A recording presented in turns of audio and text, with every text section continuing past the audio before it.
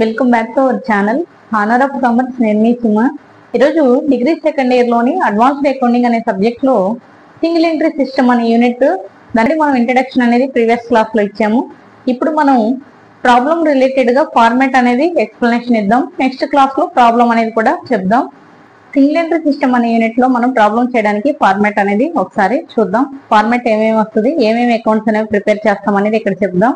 ముందుగా మనం ఇక్కడ స్టేట్మెంట్ ఆఫ్ అఫైర్స్ అనేది ప్రిపేర్ చేయాల్సి ఉంటుంది. ఈ స్టేట్మెంట్ ఆఫ్ అఫైర్స్ అనేది మనకి బ్యాలెన్స్ షీట్ మాదిరిగా ఉంటుంది అనేది చెప్పొచ్చు.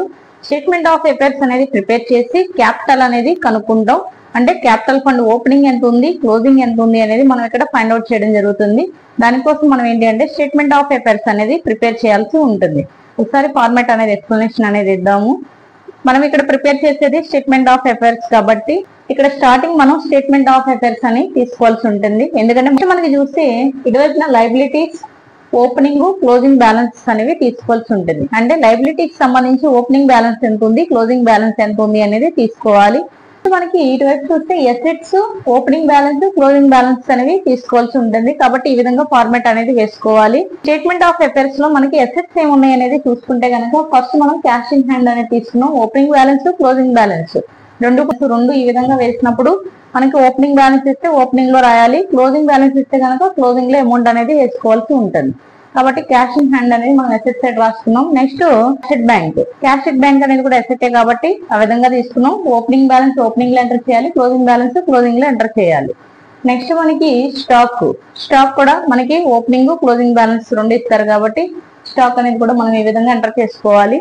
నెక్స్ట్ మనకి సండ్రీ డేటార్స్ అనేది మనకి మామూలుగా ఇస్తే అంటే అడ్జస్ట్మెంట్ ఏమీ లేకపోతే కనుక మనం ఈ విధంగా తీసుకుంటాం. ఒకవేళ బ్యాడ్ డెట్స్ కానీ, ఆర్బిడి కానీ ఆ విధంగా ఇచ్చినప్పుడు మనం ఏం చేయాలంటే అడ్జస్ట్మెంట్ అనేది క్యాలిక్యులేషన్ చేయాలి. అది దేనికి అంటే క్లోజింగ్ బ్యాలెన్స్ కి అడ్జస్ట్మెంట్ అనేది చేసుకోవాలి. ఓపెనింగ్ బ్యాలెన్స్ అనేది మనకి నార్మల్ గానే ఇస్తారు. అడ్జస్ట్మెంట్లు అనేవి ఇచ్చినప్పుడు మనం ఏంటంటే విడివిడిగా కూడా వేసుకోవచ్చు. అంటే first opening statement of affairs చేసి ఓపెనింగ్ క్యాపిటల్ అనేది కనుక్కుంటాం. నెక్స్ట్ క్లోజింగ్ సంబంధించి ప్రిపేర్ చేసి క్లోజింగ్ క్యాపిటల్ అనేది కనుక్కోవచ్చు. కాబట్టి అడ్జస్ట్మెంట్స్ ఎక్కువగా ఉన్నప్పుడు రెండు సపరేట్ గా వేసుకుంటాం. అడ్జస్ట్మెంట్స్ తక్కువగా ఉన్నాయి, పెద్దగా లేవు అనుకున్నప్పుడు మనం రెండు బ్యాలెన్సెస్ ఓపెనింగ్, క్లోజింగ్ ఇక్కడే మనం తీసేసుకోవచ్చు. ఇలా తీసుకోవడం వల్ల ఏంటంటే మనకి టైం అనేది కొద్దిగా కలిసి రావడానికి అవకాశం అనేది ఉంది. టైం సేవ్ అవుతుంది కాబట్టి ఈ విధంగా ఓపెనింగ్ బ్యాలెన్స్, క్లోజింగ్ బ్యాలెన్స్ అనేవి ఎంటర్ చేసుకోవాల్సి ఉంటుంది. మనం రెండు తీసుకున్నప్పుడు కొంచెం జాగ్రత్తగా రాయాలి. ఓపెనింగ్ లో, క్లోజింగ్ లో రెండు ఒకే పేరుతో అసెట్ ఉన్నాయా లేకపోతే వేరు వేరుగా అసెట్స్ ఉన్నాయా అనేది చూసుకోవాలి. చూసుకుని దాన్ని బట్టి ఎంటర్ చేసుకోవాల్సి ఉంటుంది. నెక్స్ట్ అసెట్ చూస్తే మనకి బిల్స్ రిసీవబుల్ కూడా మనకి ఓపెనింగ్ బ్యాలెన్స్, క్లోజింగ్ బ్యాలెన్స్ రెండు ఇచ్చినప్పుడు రెండే ఎంటర్ చేసుకుంటాం. ఒకవేళ ఒకటే ఇస్తే కనుక ఒకటే రాసుకోవాల్సి ఉంటుంది. నెక్స్ట్ ప్లాంట్ అండ్ మిషనరీ కూడా మనకి ఓపెనింగ్ బ్యాలెన్స్, క్లోజింగ్ బ్యాలెన్స్ రెండు ఉంటాయి కాబట్టి రెండే ఎంటర్ చేసుకుంటాం లెక్కలో. ఒకవేళ మనకి ప్లాంట్ అండ్ మిషనరీకి సంబంధించి అసెట్ వాల్యూ అనేది ఇంక్రీజ్ అయినా లేకపోతే డిక్రీజ్ అయినా అడ్జస్ట్మెంట్ ఏమైనా ఉన్నప్పుడు అడ్జస్ట్మెంట్ అనేది మనం క్లోజింగ్ బ్యాలెన్స్ లో చేసుకోవాల్సి ఉంటుంది. కాబట్టి ఈ విధంగా ఎంటర్ చేసుకోవాలి. ఒకవేళ అడ్జస్ట్మెంట్స్ ఇంకా ఎక్కువగా ఉన్నాయి ఆ సమ్ లో అనుకున్నప్పుడు మనం విడివిడిగా వేసుకోవడం మంచిది అనేది చెప్పొచ్చు. నెక్స్ట్ మనకి చూస్తే ఫర్నిచర్ కూడా ఎసెటే కాబట్టి ఎసెట్ సైడ్ రాసుకున్నాం. ఫర్నిచర్ కూడా మనకి డిప్రిసియేషన్ అనేది ఇచ్చే అవకాశం ఉంది. అలా ఇచ్చినప్పుడు కొంచెం జాగ్రత్తగా రాసుకోవాల్సి ఉంటుంది. అంటే ఆ డిప్రిసియేషన్ అనేది క్యాలిక్యులేట్ చేసి ఎసెట్ వాల్యూ నుంచి తగ్గించి ఎసెట్ వాల్యూ అవుటర్ కాలమ్ లో చూపించాల్సి ఉంటుంది. అంటే క్లోజింగ్ బ్యాలెన్స్ లో చూపించాల్సి ఉంటుంది. నెక్స్ట్ ఎసెట్ మనకి ఏంటి అంటే ప్రెమిసెస్ అనేది కూడా ఓపెనింగ్ ఇస్తే ఓపెనింగ్ రాయాలి, క్లోజింగ్ ఇస్తే క్లోజింగ్ రాయాల్సి ఉంటుంది. మనకి ల్యాండ్ అండ్ బిల్డింగ్స్ వాల్యూ కూడా మనకి ఇంక్రీజ్ ఆర్ డిక్రీజ్ అని ఇచ్చినప్పుడు అది తీసుకోవాలి. ఒకవేళ ఏమి ఇవ్వలేదంటే కనుక ఏ వాల్యూ ఇచ్చారో ఆ వాల్యూ ఇక్కడ మనం ఓపెనింగ్ అయితే ఓపెనింగ్ లో, క్లోజింగ్ అయితే క్లోజింగ్ లో ఎంటర్ చేసుకోవాల్సి ఉంటుంది. నెక్స్ట్ అసెట్ చూస్తే మోటార్ వ్యాన్ కూడా మనకి ఓపెనింగ్ బ్యాలెన్స్, క్లోజింగ్ బ్యాలెన్స్ రెండు లెక్కలో ఇస్తే రెండు తీసుకుంటాము. ఒకవేళ ఒకటే ఇస్తే కనుక ఒకటే ఎంటర్ చేసుకోవాల్సి ఉంటుంది. ఈ విధంగా మనం ఏంటంటే అసెట్స్ ఏవైతే ఉన్నాయో అవన్నీ కూడా తీసుకోవాలి. మనం ఇక్కడ కొన్ని అసెట్స్ తీసుకున్నాం. ఇవి కాకుండా ఇంకా కొన్ని అసెట్స్ అడిగే అవకాశం ఉంది. మెయిన్ గా మనకి ఏంటంటే ప్రాబ్లమ్ లో ఈ అసెట్స్ నేమ్స్ అవకాశం అనేది ఉంది కాబట్టి మనం ఆ అసెట్స్ అనేవి తీసుకున్నాం. ఈ విధంగా అసెట్స్ తీసుకున్న తర్వాత నెక్స్ట్ లయబిలిటీస్ సైడ్ కూడా మనం రాసుకోవాల్సి ఉంటుంది. అంటే లెక్కలో లయబిలిటీస్ ఏవైతే ఉన్నాయో అవన్నీ కూడా మనం లెక్కలో ఎంటర్ చేసుకోవాలి. ఇక్కడ ఫార్మాట్ కాబట్టి కొన్ని లయబిలిటీస్ అనేవి ఇచ్చాం. ఫస్ట్ మనం చూస్తే creditor opening balance, closing balance రెండు ఇచ్చినప్పుడు రెండు తీసుకుంటాం. ఒకవేళ ఒకటే ఇస్తే కనుక ఒకటే ఎంటర్ చేసుకోవాలి. లయబిలిటీ చూస్తే మనకి బిల్స్ పేబుల్ కూడా మనకి ఓపెనింగ్ అయితే ఓపెనింగ్, క్లోజింగ్ అయితే క్లోజింగ్ లో రాసుకోవాల్సి ఉంటుంది. నెక్స్ట్ మనం చూస్తే కనుక బ్యాంక్ ఓవర్ డ్రాఫ్ట్ అనేది కూడా మనకి ఓపెనింగ్ ఇచ్చారా, క్లోజింగ్ ఇచ్చారా చూసుకోవాలి. ఒకవేళ రెండు బ్యాలెన్స్ ఉంటే రెండు రాసుకుంటాం. మనకి లోన్ అనేది మనకి లెక్కలో ఏమైనా ఇస్తే కనుక ఆ లోన్ గురించి కూడా రాసుకోవాల్సి ఉంటుంది. ఈ విధంగా మనం ఏంటి అంటే లయబిలిటీస్ అన్ని రాసుకుంటాం, అసెట్స్ అన్ని రాసుకుంటాం. రాసుకుని టోటల్ అనేది చేయాలి. టోటల్ చేస్తే మనకి అసెట్ వాల్యూ అనేది ఎక్కువగా ఉంటుంది, అసెట్స్ టోటల్ ఎక్కువగా ఉండి మనకి లయబిలిటీస్ సైడ్ తక్కువగా ఉంటుంది. కాబట్టి ఆ తక్కువగా ఉన్నది క్యాపిటల్ లేదా క్యాపిటల్ ఫండ్ అని కూడా పిలుస్తాం.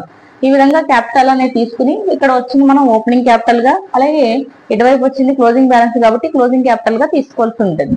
ఈ రెండు తీసుకుని మనం నెక్స్ట్ ఏం చేస్తామంటే statement of profit or loss లో క్లోజింగ్ క్యాపిటల్ దగ్గర క్లోజింగ్ అమౌంట్ అనేది వేయాలి, ఓపెనింగ్ క్యాపిటల్ దగ్గర ఓపెనింగ్ అమౌంట్ అనేది వేయాల్సి ఉంటుంది.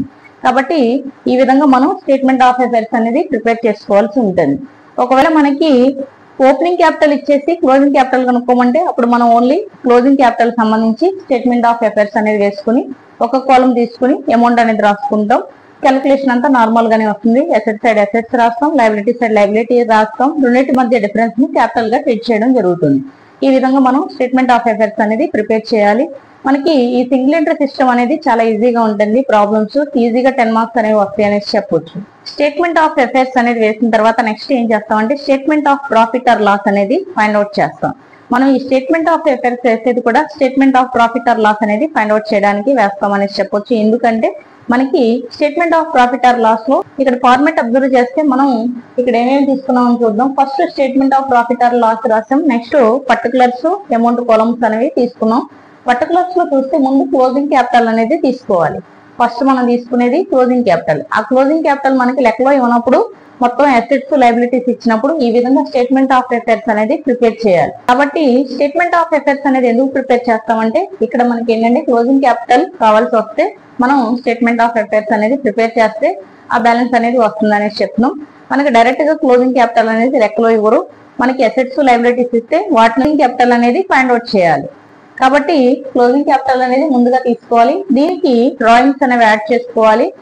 యాడ్ చేస్తే మనకు వచ్చిన వాల్యూ ఏదైతే ఉందో దాని నుంచి లెస్ అడిషనల్ క్యాపిటల్ ని మనకి ఫ్రెష్ క్యాపిటల్ అని అంటాడు, లేకపోతే ఇంట్రడ్యూస్డ్ క్యాపిటల్ అని గాని ఈ విధంగా అనడం జరుగుతుంది. కాబట్టి ఏ పేరుతో ఇచ్చినా కూడా మనకి అది అడిషనల్ క్యాపిటలే. కాబట్టి ఇక్కడ వచ్చిన అమౌంట్ లో నుంచి ఈ అడిషనల్ క్యాపిటల్ అనేది మైనస్ చేయాలి. దాన్ని లెస్ చేస్తే మనకి వచ్చిన బ్యాలెన్స్ ఏదైతే ఉందో ఆ బ్యాలెన్స్ నుంచి నెక్స్ట్ ఏం చేస్తామంటే ఓపెనింగ్ క్యాపిటల్ అనేది మైనస్ చేసుకోవాల్సి ఉంటుంది. ఓపెనింగ్ క్యాపిటల్ అనేది మనకి లెక్కలో ఒక్కోసారి డైరెక్ట్ గా ఇస్తారు, కొన్నిసార్లు మనం స్టేట్మెంట్ ఆఫ్ అఫైర్స్ అనేది ఈ విధంగా వేసుకుని ఫైండ్ అవుట్ చేయాల్సి ఉంటుంది.